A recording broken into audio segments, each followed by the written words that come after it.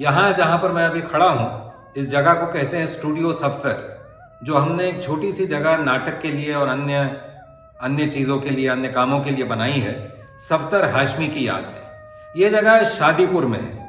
शादीपुर दिल्ली का एक ऐसा इलाका है जहाँ पर के मध्यम वर्ग के लोग भी रहते हैं, निम्न मध्यम वर्ग के लोग भी रहते हैं और मजदूर वर्ग के लोग भी रहते हैं। यानी ये कि ये काफ़ी ऐसा मिला जुला सा इलाका है।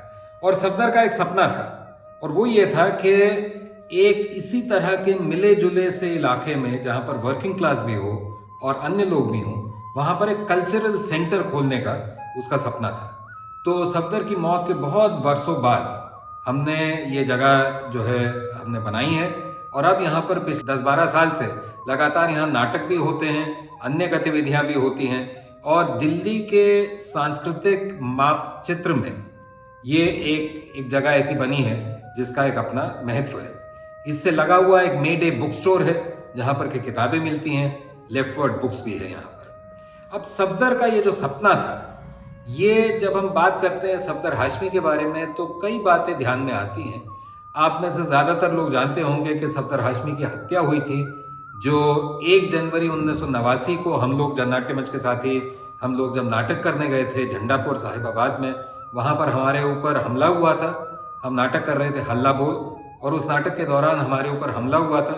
इस हमले में 2 लोगों की हत्या हुई थी।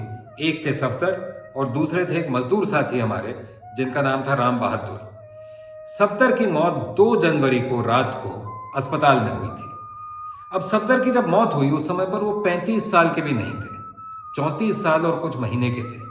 तो एक तरह से देखें तो बहुत युवा उम्र में उनकी हत्या हुई। लेकिन इस छोटे से समय में जो जितनी जिंदगी उनको मिली, उस समय में उन्होंने बहुत कुछ अचीव किया।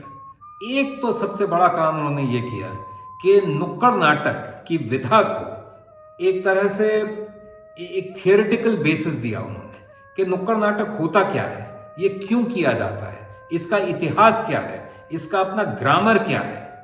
तो इस सब के बारे में बहुत गहराई से सफदर ने सोचा था, और इस सब को लेकर के सफदर रिहर्सल में भी जो है बात किया करते थे, लेकिन इस सब के ऊपर उन्होंने लिखा भी था।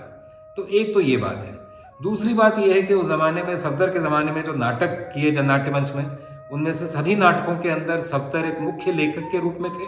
चाहे वो मशीन हो, चाहे औरत हो, चाहे राजा का बाजा हो, सम्रत को नहीं दोष गोसाई, हल्ला बोल, इस तरह के कई नाटकों में सफदर की बहुत बड़ी एक भूमिका थी। लेकिन वो अकेले लेखक नहीं थे, सब जननाट्य मंच के कई लोगों ने मिलकर के इन नाटकों को जो है रचने में अपना योगदान दिया। तो ये दूसरी बात है। तीसरी बात यह है कि लोग अक्सर ये पूछते हैं हमसे कि आपके ऊपर हमला क्यों हुआ, सफदर को क्यों मारा गया।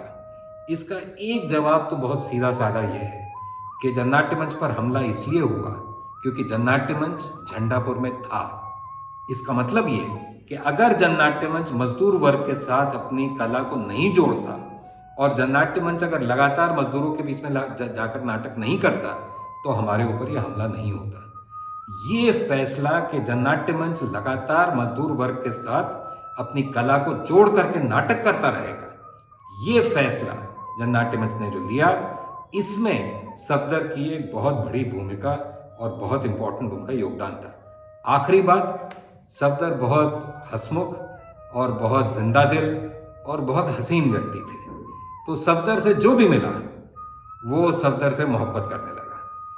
तो मैं उम्मीद करता हूँ कि ये वीडियो जो लोग देख रहे हैं वो लोग भी सफदर के बारे में थोड़ा और पढ़ें, जानें। मैंने भी एक किताब लिखी है, हल्ला बोल, सफदर हाशमी की मौत और ज़िंदगी। वो किताब भी पढ़ें, अन्य चीज़ें भी पढ़ें, और सफदर के बारे में जान करके सफदर से आप भी मोहब्बत करें।